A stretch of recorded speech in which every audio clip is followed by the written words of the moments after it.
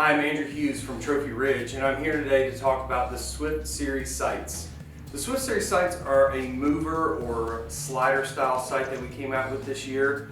They're very lightweight, they're the lightest in our lineup, and they're constructed of both 6061 aluminum and a magnesium alloy. It just makes them really light and maneuverable.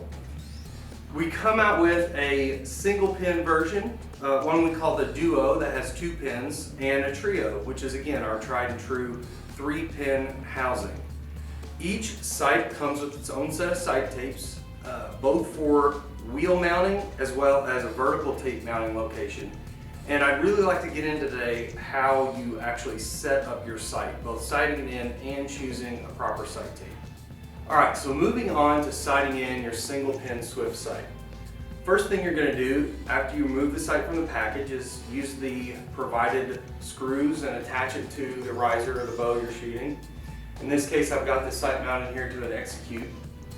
And then you're going to roll this sight all the way to the top position. It's really important that you start at the top when you're sighting in this sight, so in any sight really.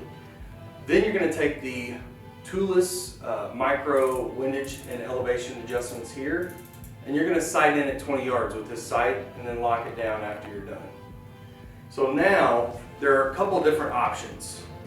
We provide sight tapes for both the wheel and vertically on this sight, and the sight tapes are labeled by speed, starting at 190 feet per second all the way up to 325 feet per second at 5 feet per second increments.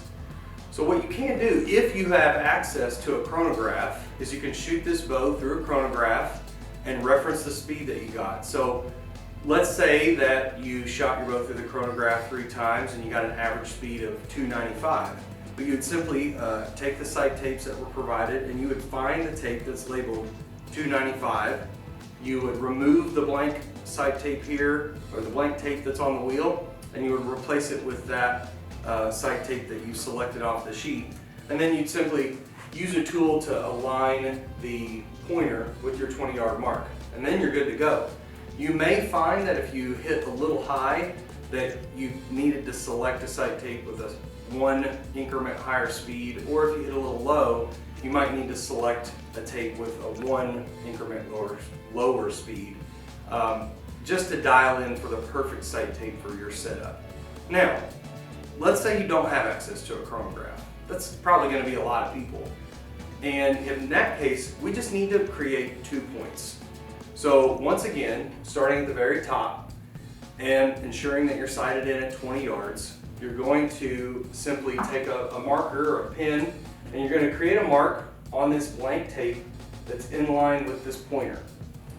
Then you step back to a second distance. It could be 30 or 40 yards, but just some 10-yard increment that you're comfortable shooting, and you start shooting your bow and moving the sight down until you're on at that distance. So in theory, let's say that you started out by shooting at 20 yards and you moved the sight, you're sighted in at 20, you step back to 40 and move the wheel to move the housing down until you're on at 40. Okay, now I'm on at 40, I'm going to make a second mark on this blank tape right here, and now I know what my pin gap between my 20 and 40 yard mark is.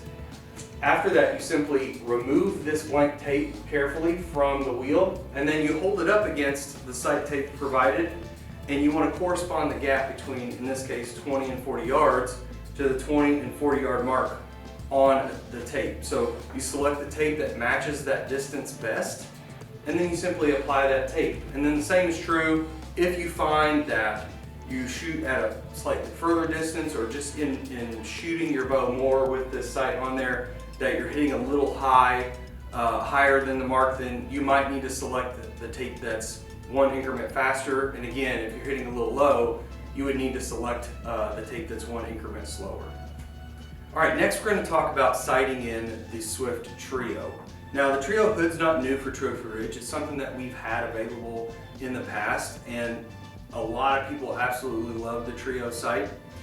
The thing that sets the Trio apart is that obviously 3 pins in the hood, but we use the bottom pin as the anchor in this hood.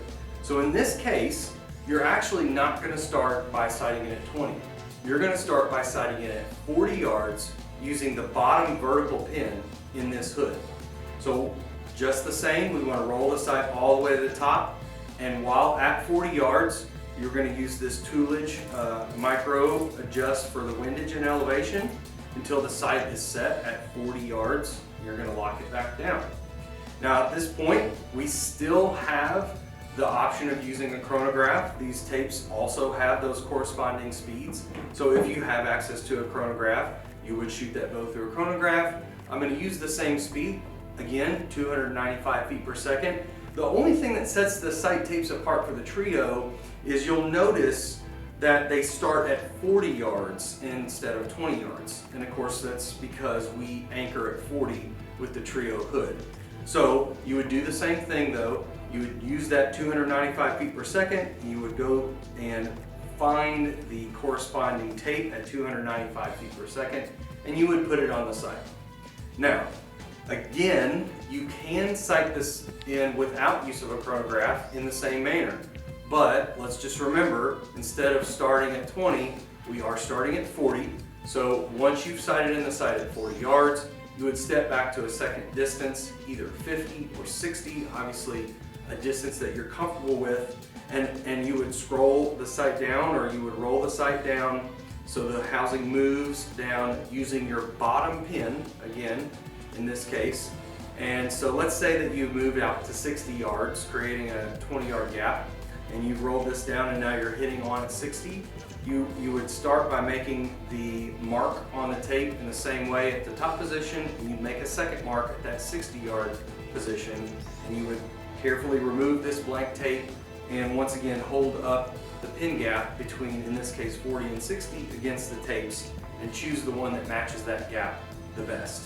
Once you've got the tape on, the same screw controls the position of the pointer. You would just loosen that and then make sure the pointer is lined up with that 40-yard mark, and then tighten it back down, and you're good to go. Now, since you started at 40 yards, but we do have 2 pins in here in addition, so we're set up to sight in the top 2 pins at 20 and 30 yards. And so after you've picked your sight tape and you're ready, you can simply go back up to 20 and 30 yards, and you can sight in your top 2 pins using the micro adjust screws on top of the trio housing. Alright, so I saved the duo for last because it's actually a little different than both the single and the trio sights. The reason being that yes, it has 2 pins, hence the name duo, but in this case the bottom pin is adjustable and the top pin is the fixed pin that we're going to sight in with. So the duo, we still sight in this sight at 20 yards. We're going to roll this sight all the way to the top, and we're using the top pin that's centered in the housing. We're going to sight this in at 20 yards. Once again, using the toolless adjustment here for your windage and your elevation. So once you've got that top pin sighted in, the next thing we're going to do is we're actually going to go ahead and sight in that bottom pin. Now, you have some flexibility with that bottom pin. Obviously, 30 yards makes a lot of sense. It's the common increment that a lot of people use. You could use something more like 35. You do have flexibility in how you choose to use it. Well, let's just say they're going to sight this in at 30 yards, referencing the bottom or the second pin in this hood. You use a 50 thousandths Allen key that's provided in the package through a hole in the bottom of the housing. When you turn that Allen key clockwise, it's going to lower the pin. When you turn the key counterclockwise, it will raise it. And you just need to be careful not to over tighten it if you get to the top or bottom end of the travel range of that pin. You can adjust that gap all the way from 60 thousandths of an inch to 260 thousandths of an inch. And of course, your bow speed is going to correspond to where that pin ends up, but there's a lot of flexibility in where you set that bottom pin. So once you've decided where to set your bottom pin in and you've made those adjustments, again, you're moving that pin without moving the housing up and down. Now we're going to go into setting the indicators. Now the indicators on the duo are slightly different than the other 2, and that's because we have dual indicators to show the position of both pins, no matter where the sight is adjusted to. So when you look at the pins in the housing of the duo, you'll notice that there is a scale of hash marks on the top pin, and there's an arrow on the bottom pin that's pointing to those hash marks. So once you've got that bottom pin set, that arrow is going to point to one of those hash marks. And you simply need to go in, look at that pin, and reference which hash mark that bottom pin arrow is pointing to. You'll notice that both on the vertical tape pointers as well as the wheel pointers, there is a matching or corresponding set of hash marks. So simply looking at that top pin and referencing the hash mark that the arrow is pointing to, you will take the adjustment screw for the bottom pointer in both cases, loosen it, and then align the top edge or the leading edge of that second pointer with the exact same hash mark that the bottom pin arrow is pointing to on the top pin. And then tighten it down to set the position. The benefit of this is once you've got a sight tape on this sight, no matter where you are throughout the travel, both the top indicator and bottom indicator will give you an accurate distance that represents where your top and bottom pin are.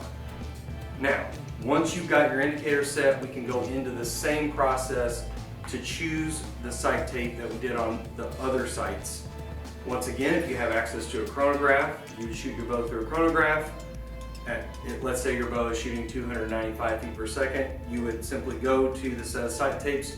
You'd find the tape that says 295 feet per second, and you would put the wheel tape on, as well as the vertical tape if you choose to use it. And then you're set to go. Again, if you find that you're hitting a little high, you might need to go and choose the sight tape that's one increment faster, or if you're hitting a little low, you might need to choose the sight tape that's one increment slower. Now, if you don't have access to a chronograph, once again, we can do this with pin gaps. With the 2-pin sight, you're going to mark gaps using the top pin position. So roll to the top, you would make a mark on the blank sight tape in the position of the top pointer, in this case, the one that's corresponding to your 20-yard mark. And then you would roll down to a second distance that you're comfortable shooting. I used 40 yards in the other example, so again, if you're standing at 40, you roll the sight down until you're hitting at 40 yards with your top pin, and you can make a second mark on the blank tape where the first indicator or the top indicator is pointing. You then carefully remove that blank tape, and you would hold up the 20 to 40 yard pin gap against all the tapes that are provided in the package, finding the one that matches that pin gap the best. And then once you put it on, there are screws on both the vertical and the wheel tape pointers to help you align that top pointer with the top mark on the tape. Alright, thanks for watching this video on how to set up your brand new SWFT sight. If you have any more questions that weren't addressed in this video, please reach out to the customer service department here at Trophy Ridge.